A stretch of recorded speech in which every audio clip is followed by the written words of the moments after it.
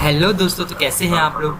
मैं हूं विवेक और आप देख रहे हैं कंप्यूटर एक्सपर्ट चैनल। ओके, तो दोस्तों ये HTML सीरीज़ का पार्ट नंबर 3 है, जिसमें मैं आपको फॉर्मेट टैग्स के बारे में बताने वाला हूं। ओके, तो दोस्तों अगर आप चैनल पे नए हैं तो चैनल को सब्सक्राइब कर लीजिए। ओके, तो दोस्तों देर किस बात की, चलिए वीडियो करते हैं स्टार्ट। तो दोस्तों चलिए अब हम सीख लेते हैं फॉर्मेटिंग टैग्स के बारे में। ओके, तो दोस्तों मैंने यहाँ पर HTML का स्ट्रक्चर तैयार किया हुआ है।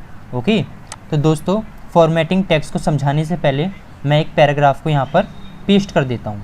ओके, तो दोस्तों मैंने यहाँ पर पैराग्राफ को पेस्ट कर दिया है। तो एक एक करके अब हम फॉर्मेटिंग टैग्स को सीख लेते हैं। तो दोस्तों जो सबसे पहला जो हमारे पास फॉर्मेटिंग टैग है वो है बोल्ड। ओके, तो बोल्ड दोस्तों आपने MS वर्ड में पढ़ा होगा। बोल्ड का मतलब होता है टेक्स्ट को डार्क दिखाना। ओके, यानी टेक्स्ट को मोटा कर देना थोड़ा सा। तो दोस्तों मैं इसको पहले सेव करके इसका आउटपुट दिखाता हूँ आपको।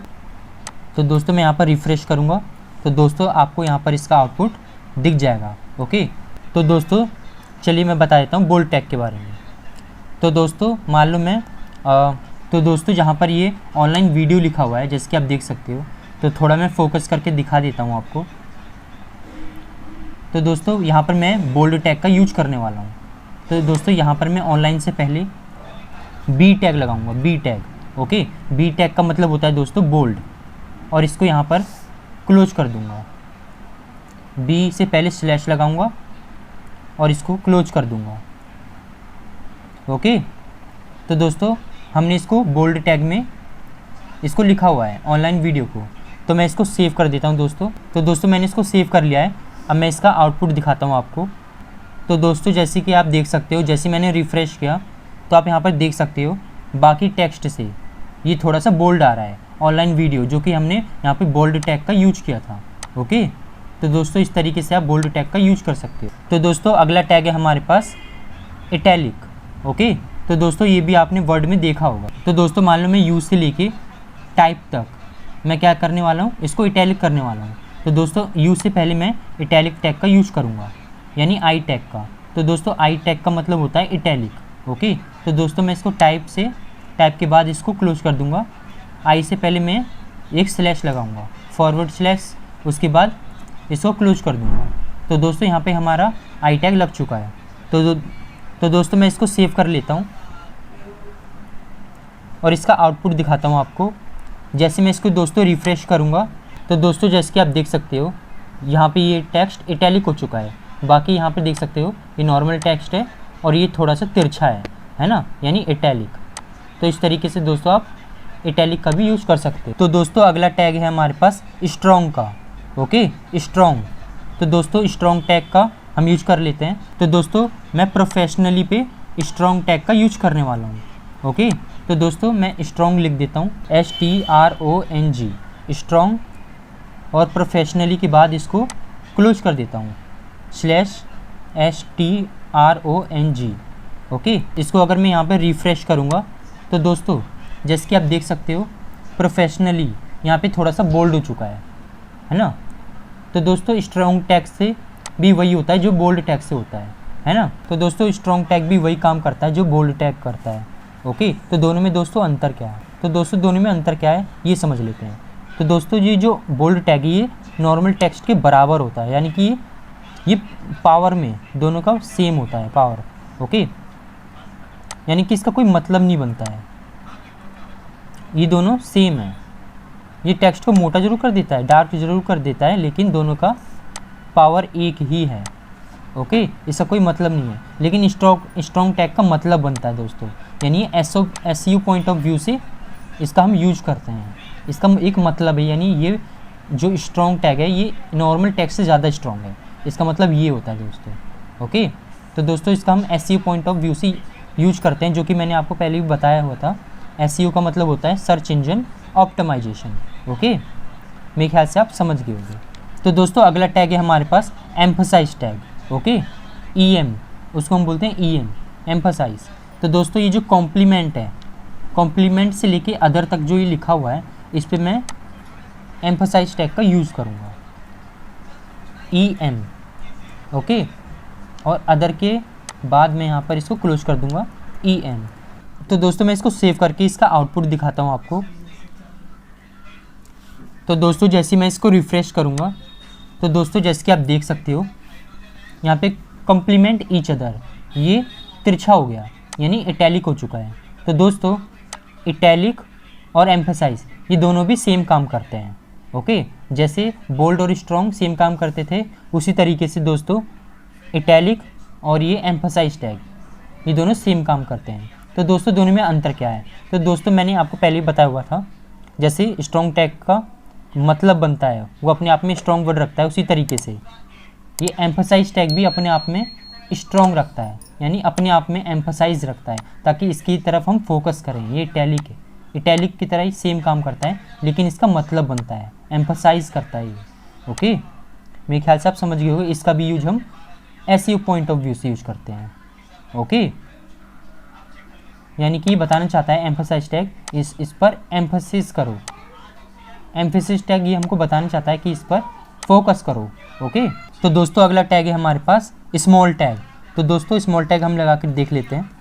तो दोस्तों मैं यहाँ पर स्मॉल टैग लगा देता हूँ, देन के बाद मैं यहाँ पर स्मॉल टैग को क्लोज कर देता हूँ।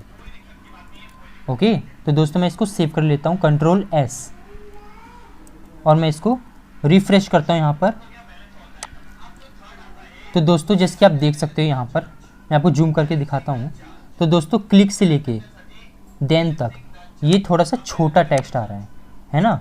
आप अगर गौर से देखोगे ये नॉर्मल टेक्स्ट से छोटा है दोस्तों, है ना, स्मॉल टैग। तो दोस्तों इसका भी एक मतलब बनता है स्मॉल टैग का, ये भी एसईओ पॉइंट ऑफ व्यू से यूज होता है। तो दोस्तों स्मॉल का मतलब होता है कि नॉर्मल टेक्स्ट से, यानी जो नॉर्मल टेक्स्ट ये लिखा हुआ है इससे इसकी पावर कम होगी। ओके, ये टेक्स्ट अपने आप में स्मॉल होगा, यानी इससे थोड़ा सा छोटा होगा। ओके, आप देख सकते हो। तो दोस्तों ये कुछ नहीं होता, सिर्फ टेक्स्ट को थोड़ा छोटा कर देता है। ओके, और इसका मतलब भी स्मॉल ही होगा इनसे, यानी इसकी पावर कम होगी। तो दोस्तों अगला टैग है हमारे पास डेल, यानी डिलीट का। तो दोस्तों मैं आपको दिखा देता हूँ। मान लीजिए जो डॉक्यूमेंट लिखा हुआ है यहाँ पे मैं डेल टैग का यूज करूँगा, DEL। ओके, और लुक से पहले मैं इसको, लुक के बाद मैं यहाँ पर डेल टैग को क्लोज कर देता हूँ। तो दोस्तों मैंने यहाँ पर डेल टैग का यूज किया है, उसके बाद मैं इसको सेव कर लेता हूँ और इसका आउटपुट दिखाता हूँ आपको। तो दोस्तों जैसे कि आप देख सकते हो प्रोफेशनली से पहले यहाँ पे एक लाइन आ चुकी है। ओके, तो दोस्तों ये बताता है कि ये जो टेक्स्ट है पहले था अब नहीं है, यानी कि हम किसको ऐसा बताना चाहते हैं कि ये टेक्स्ट डिलीट हो चुका है, हमारे पेज में से ये वाला जो टेक्स्ट है डिलीट हो चुका है। ओके, तो ऐसा हम शो कर सकते हैं कि ये डिलीट हो चुका है।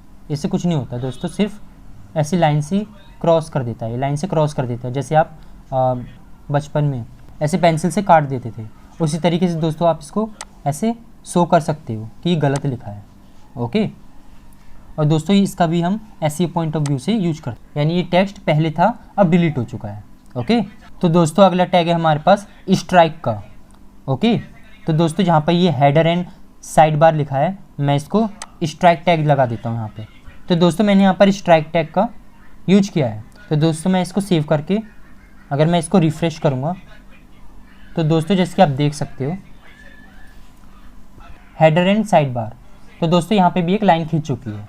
ओके, तो दोस्तों डेल और स्ट्राइक ये भी सेम काम करता है, बस दोनों में अंतर क्या है, डिलीट का मतलब बनता है और इसका कोई मतलब नहीं बनता। स्ट्राइक टैग सिर्फ ऐसा शो करने के लिए है, लेकिन दोस्तों delete tag SEO point of view से इसका यूज करने के लिए है, यानी इसका मतलब बनता है। ओके, तो दोस्तों दोनों में यही अंतर होता है। ओके, तो दोस्तों अगला टैग है हमारे पास INS। ओके, इंसर्ट का। तो दोस्तों मैं यहाँ पे इंसर्ट टैग लगा देता हूँ। तो दोस्तों मैंने यहाँ पर INS टैग लगा दिया है, यानी इंसर्ट टैग। तो दोस्तों मैं इसको सेव करके इसको यहाँ पे रिफ़्रेश करता हूँ। तो दोस्तों जैसे कि आप देख सकते हो ये अंडरलाइन हो चुका है, डिफरेंट गैलरीज के नीचे अंडरलाइन आ चुका है। तो दोस्तों इसका मतलब क्या होता है, यानी इंसर्ट करना। इंसर्ट का मतलब होता है कि पहले नहीं था अब है, यानी डिलीट का मतलब क्या होता है कि पहले था अब नहीं है, और इंसर्ट का मतलब इसका जस्ट अपोजिट होता है, पहले नहीं था अब है। ओके, मेरे ख्याल से आप समझ गए होंगे। तो दोस्तों ये भी एसईओ पॉइंट ऑफ व्यू से यूज होता है। तो दोस्तों अगला टैग है हमारे पास अंडरलाइन का। तो दोस्तों डॉक्यूमेंट, तो दोस्तों अंडरलाइन टैग का मैं यहाँ पे यूज कर लेता हूँ। तो दोस्तों मैं इसको सेव करके इसका आउटपुट दिखाता हूँ आपको। तो दोस्तों डॉक्यूमेंट कोऑर्डिनेटिंग जो ये लिखा हुआ है इसके नीचे अंडरलाइन आ चुकी है। तो दोस्तों INS टैग के नीचे भी अंडरलाइन आई थी और ये जो अंडरलाइन टैग है इसके नीचे भी अंडरलाइन आई थी। ओके, तो दोस्तों अंडरलाइन लगाने के लिए हम यू टैग का यूज करते हैं, है ना। तो दोस्तों यू टैग क्या करता है, सिर्फ अंडरलाइन प्रोवाइड करता है, इसका कोई मतलब नहीं बनता, सिर्फ अंडरलाइन प्रोवाइड करता है। लेकिन इंसर्ट टैग शो करता है कि पहले नहीं था अब है। ओके, तो दोस्तों ये दोनों सेम काम करते हैं, बस INS टैग सिमेंटिक प्रोवाइड करता है। सिमेंटिक मतलब जिसका कोई मतलब बनता है। ओके, और अंडरलाइन टैग का मतलब क्या होता है, ये सिर्फ अंडरलाइन करने के लिए यूज होता है। ओके, इसका कोई मतलब नहीं बनता। तो दोस्तों अगला टैग है हमारे पास मार्क टैग का। ओके, तो दोस्तों स्मार्ट से पहले मैं यहाँ पर मार्क टैग लगा देता हूँ। ओके, और थीम तक मैं इसको क्लोज कर देता हूँ।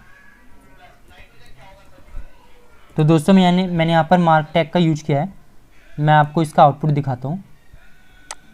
तो दोस्तों जैसे कि आप देख सकते हो, जैसे मैंने रिफ़्रेश किया तो दोस्तों यहाँ पर स्मॉल से लेकर थीम तक ये येलो कलर से हाईलाइट हो चुका है। तो दोस्तों मार्क टैग किस लिए यूज होता है, यानी चीज़ों को हाईलाइट करने के लिए। जैसे आप इंपॉर्टेंट चीज़ों को हाईलाइट करते थे ना नोटबुक में, उसी तरीके से दोस्तों ये इंपॉर्टेंट चीज़ों को हाईलाइट करने के काम आता है मार्क टैग। ओके, मेरे ख्याल से आप समझ गए होंगे। तो दोस्तों अगला टैग है हमारे पास सबस्क्रिप्ट और सुपरस्क्रिप्ट का। तो दोस्तों आपने ये MS वर्ड में भी सुना होगा। सुपरस्क्रिप्ट का मतलब होता है टेक्स्ट को ऊपर दिखाना, है ना, टेक्स्ट को छोटा करके ऊपर दिखाना, और सबस्क्रिप्ट छोटा करके नीचे दिखाना। ओके, तो दोस्तों आपने जैसे फार्मूला देखा होगा H2O। तो दोस्तों ये जो इस फार्मूले में जो 2 होता है ये नीचे की साइड होता है ना, आपने देखा होगा।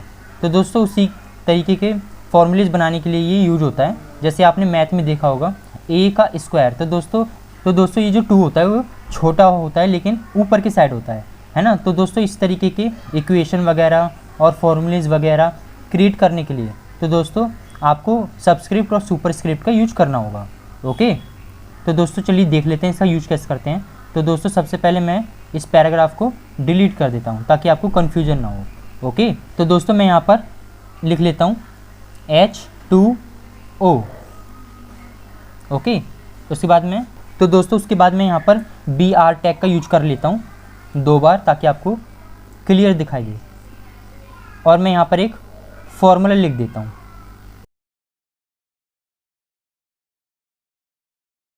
तो दोस्तों जैसे कि आप देख सकते हैं ये जो 2 है ये इसके बराबर में ही लिखा हुआ है। तो दोस्तों जैसे ही मैंने इसको रिफ़्रेश किया तो दोस्तों आप देख सकते हो H2O। तो दोस्तों ये जो 2 लिखा है इसके बराबर में लिखा हुआ है ना। तो दोस्तों मैं चाहता हूँ ये नीचे आ जाए, और दोस्तों ये जो लिखा है A2 + B2, तो दोस्तों मैं चाहता हूँ ये स्क्वायर में कन्वर्ट हो जाए, A का स्क्वायर + B का स्क्वायर। ओके, तो दोस्तों इस तरीके से लिखने के लिए हमको सबस्क्रिप्ट और सुपरस्क्रिप्ट का यूज करना पड़ेगा। तो दोस्तों ये जो H2O लिखा हुआ है तो 2 से पहले, ओके 2 से पहले, तो दोस्तों नीचे करने के लिए जो यूज होता है सबस्क्रिप्ट। ओके, आपने MS वर्ड में भी ये पढ़ा होगा। तो दोस्तों SUB मैं यहाँ पर 2 से पहले लिखूँगा और 2 के बाद ही इसको क्लोज कर दूँगा, SUB इस तरीके से। ओके, उसी तरीके से दोस्तों मेरे को इसको ऊपर करना है। जो ऊपर करने के लिए जो टैग यूज होता है वो होता है सुपरस्क्रिप्ट। ओके, तो दोस्तों 2 से पहले मैं यहाँ पर SUP लिखूँगा। ओके, और 2 के बाद ही मैं इसको क्लोज करूँगा, SUP इस तरीके से। तो दोस्तों उसके बाद मेरे को B2 ये जो 2 लिखा है इसको भी ऊपर करना है। तो दोस्तों मैं यहाँ पर भी SUP यानी सुपरस्क्रिप्ट टैग का यूज करूँगा और यहाँ पर इसको क्लोज कर दूँगा। उसी तरीके से दोस्तों यहाँ पर भी मेरे को इस 2 को ऊपर करना है, तो यहाँ पर भी मैं सुपरस्क्रिप्ट का टैग का यूज कर ले। तो दोस्तों जहाँ पे आपको टेक्स्ट को ऊपर करना है तो दोस्तों आपको वहाँ पर सुपरस्क्रिप्ट टैग का यूज करना पड़ेगा। तो दोस्तों मैं इसको सेव कर लेता हूँ और इसका आउटपुट दिखाता हूँ आपको। तो दोस्तों जैसे मैं इसको रिफ़्रेश करूँगा तो दोस्तों जैसे कि आप देख सकते हो ये फार्मूले में कन्वर्ट हो चुका है H2O जो कि वाटर का फार्मूला होता है। ओके, तो दोस्तों जैसे कि आप देख सकते हो ये जो 2 है ये नीचे आ चुका है इसके। उसी तरीके से दोस्तों ये जो ए के आगे जो 2 लिखा था ये ऊपर आ चुका है ना, यानी ये होल स्क्वायर में कन्वर्ट हो चुका है। तो दोस्तों अगला टैग जो है हमारे पास वो है ब्लॉक क्यूट का। ओके, तो दोस्तों यहाँ पर मैं ब्लॉक क्यूट टैग का यूज कर लेता हूँ। ओके, BLOCKQUOTE ब्लॉक क्यूट, और दोस्तों यहाँ पर मैं इसको क्लोज भी कर देता हूँ। Okay, BLOCKQUOTE block cute. तो दोस्तों मैं इसको सेव करके इसका आउटपुट दिखाता हूँ आपको। तो दोस्तों जैसे मैंने इसको रिफ़्रेश किया, आप देख सकते हो जहाँ से मैंने ब्लॉक क्यूट टैग का यूज किया था वहाँ से टेक्स्ट थोड़ा स्पेस दे के आ रहा है, यानी एम्बेड टैग से मैंने डॉक्यूमेंट तक इसको यूज किया था, तो ये अगले नेक्स्ट लाइन से शुरू हो रहा है और ये थोड़ा सा स्पेस लेके शुरू हो रहा है ना। उसी तरीके से आप यहाँ पे भी देख सकते हो फॉर एग्जांपल के बाद। तो दोस्तों जैसे कि आप यहाँ पे भी देख सकते हो उसी तरीके से यहाँ पे स्पेस है, उसके बाद हमने फॉर एग्जांपल से गैलरीज तक ब्लॉक क्यूट में इसको लिया था, है ना। तो दोस्तों ब्लॉक क्यूट टैग का मतलब क्या होता है, ये क्विटेशन के लिए होता है। ओके, यानी दूसरे ऑथर की कही बात आप ब्लॉक क्यूट में लिख सकते हो, यानी आप अलग से ऐसे दिखा सकते हो कि ये जो टेक्स्ट है ये कहीं और से हमने उठाया है। ओके, यानी किसी और ऑथर का आप टेक्स्ट ब्लॉक क्यूट में लिख सकते हो। ओके, तो दोस्तों इसका एक एट्रीब्यूट भी होता है, मैं आपको बता देता हूँ। तो ब्लॉक क्यूट के ओपनिंग टैग में आपको स्पेस देना है और यहाँ पे लिखना है आपको साइट, CITE साइट करके, उसके बाद इन्वर्टेड कॉमा लगाना है, इसके अंदर लिखना है कि आपने ये कहाँ से उठाया है, आपने ये जो ब्लॉक क्यूट में लिखा है ये आपने कौन सी वेबसाइट से उठाया है। तो आप यहाँ पे लिख सकते हैं www. कुछ भी लिख सकते हैं, जैसे मैं मान लो एग्जाम्पल के लिए google.com लिख देता हूँ, बाकी इससे कोई फ़र्क नहीं पड़ता, बस आप ये उसमें लिख देना। ओके, इसका एट्रीब्यूट है। तो दोस्तों अगला टैग है हमारे पास एब्रीविएशन टैग। ओके, तो दोस्तों एब्रीविएशन टैग का हम यूज़ करते हैं एक्स्ट्रा इन्फॉर्मेशन देने के लिए। ओके, किसी वर्ड के बारे में एक्स्ट्रा इन्फॉर्मेशन। तो दोस्तों WHO का मतलब होता है वर्ल्ड हेल्थ ऑर्गेनाइजेशन। ओके, तो दोस्तों मान लो मेरे को ऐसा शो करना है कि जैसे मैं इस पर कर्सर लेके जाऊँ तो इसके बारे में कुछ जानकारी दे। ओके, तो दोस्तों इसके लिए मैं यूज करूँगा एब्रीविएशन टैग। तो WHO से पहले मैं यहाँ पे एब्रीविएशन टैग लगा दूंगा, यानी ABBR एब्रीविएशन टैग। ओके, इसको हम ऐसे यूज करते हैं और इसको यहाँ पे मैं इसको क्लोज कर देता हूँ ABBR। ओके, तो दोस्तों मैंने यहाँ पे एब्रीविएशन टैग लगा दिया है, लेकिन अगर मैं इसको सेव करके और इसको रिफ़्रेश करूँ और यहाँ पर कर्सर ले जाऊँ तो दोस्तों इससे कोई भी फ़र्क नहीं पड़ेगा। तो दोस्तों इसका एक एट्रीब्यूट होता है, वो आपको इसमें देना होता है टाइटल करके, TITLE टाइटल इक्वल्स टू, फिर डबल इन्वर्टेड कॉमा के अंदर आपको इसके बारे में लिखना होता है, इस वर्ड के बारे में जो आप इन्फॉर्मेशन देना चाहते हो। तो दोस्तों इसकी मैं फुल फॉर्म ही लिख देता हूँ इसमें। तो दोस्तों मैंने यहाँ पर लिख दिया है और उसके बाद मैं इसको रिफ़्रेश करूँगा तो दोस्तों जैसे कि आप देख सकते हो WHO के नीचे डॉट आ रहा है। तो दोस्तों इसका मतलब हमने इस पर ABBR टैग का यूज किया है। ओके, यानी एब्रीविएशन टैग का यूज कर लिया है। तो दोस्तों इससे हमको पता चल जाता है, यानी इस वर्ड के बारे में कुछ एक्स्ट्रा इन्फॉर्मेशन दी गई है। तो दोस्तों जैसे मैं इस पर कर्सर लेके आऊँगा ना, तो दोस्तों जैसे कि आप देख सकते हो यहाँ पे ऐसे ये हिंट कर रहा है। तो दोस्तों जैसे कि आप देख सकते हो यहाँ पर वर्ल्ड हेल्थ ऑर्गेनाइजेशन ऐसे हिंट दे रहा है ना, ऐसे बता रहा है। जैसे मैं इस पर कर्सर लेके आऊँगा वैसे ही बताएगा। ओके, वर्ल्ड हेल्थ ऑर्गेनाइजेशन एक पॉपअप जैसा देता है ना। तो दोस्तों इस तरीके से आप किसी वर्ड के लिए एक्स्ट्रा इन्फॉर्मेशन भी दे सकते हो अदर यूजर के लिए। ओके, तो दोस्तों अगला टैग है हमारे पास साइट टैग। ओके, तो मान लो मैं यहाँ पे लिख देता हूँ कैपिटल में द लॉस्ट चाइल्ड। ओके, उसके बाद मैं कुछ भी लिख देता हूँ इज़ रिटन बाय, जो भी है मैं इसको साइट टैग के अंदर लिख देता हूँ द लॉस्ट चाइल्ड को। तो दोस्तों जैसे मैं इसको रिफ़्रेश करके और यहाँ पे, तो दोस्तों जैसे मैं इसको सेव करके और यहाँ पर इसको रिफ़्रेश करूँगा तो दोस्तों जैसे कि आप देख सकते हो द लॉस्ट चाइल्ड जो है ये इटैलिक में आ रहा है, यानी थोड़ा सा तिरछा में आ रहा है। तो दोस्तों साइट टैग का हम रेयर यूज करते हैं, यानी बहुत कम यूज करते हैं। तो दोस्तों ये बुक वगैरह जब आप लिखते हो तो ये हेडिंग जब देते हो ना बुक की, तो उसके लिए यूज करते हैं साइट टैग। वैसे इसका ना के बराबर ही यूज होता है। ओके, तो आपको जानना चाहिए तो मैंने आपको बता दिया है। तो दोस्तों अगला टैग सीख लेते हैं जो कि है एड्रेस टैग। तो दोस्तों एड्रेस, किसी भी एड्रेस का फॉर्मेट में लिखने के लिए आपको यूज करना चाहिए address tag. Okay, ADDRESS address. और मैं इसको क्लोज कर देता हूँ, ADDRESS एड्रेस टैग। ओके, तो मैं इसके अंदर लिख देता हूँ जैसे सेक्टर 104-5, ऐसे मान लो मैंने कुछ भी लिख दिया एड्रेस, और मैं इसको सेव करूं और इसके बाद रिफ़्रेश करूं, तो दोस्तों जैसे कि आप देख सकते हो ये एड्रेस के फॉर्मेट में आ रहा है ना। तो दोस्तों एड्रेस लिखने के लिए आपको इसका यूज़ करना चाहिए। तो दोस्तों लिख तो आप नॉर्मली सकते हो, है ना, जैसे लिखते हो, लेकिन दोस्तों एड्रेस टैग लगाने का मतलब क्या होता है कि सिमेंटिक प्रोवाइड करता है। ओके, यानी कि मतलब प्रोवाइड करता है। मेरे ख्याल से आप समझ गए होंगे। तो दोस्तों उम्मीद करता हूँ आपको वीडियो पसंद आई होगी और आपने ऑलरेडी लाइक भी किया होगा, है ना दोस्तों। अगर नहीं किया तो कर दीजिए। ओके, अगर आप चैनल पे नए हैं तो चैनल को सब्सक्राइब भी कर लीजिए। ओके दोस्तों, मैं मिलता हूँ आपको HTML सीरीज़ के पार्ट नंबर 4 में। तब तक के लिए बाय बाय, जय हिंद।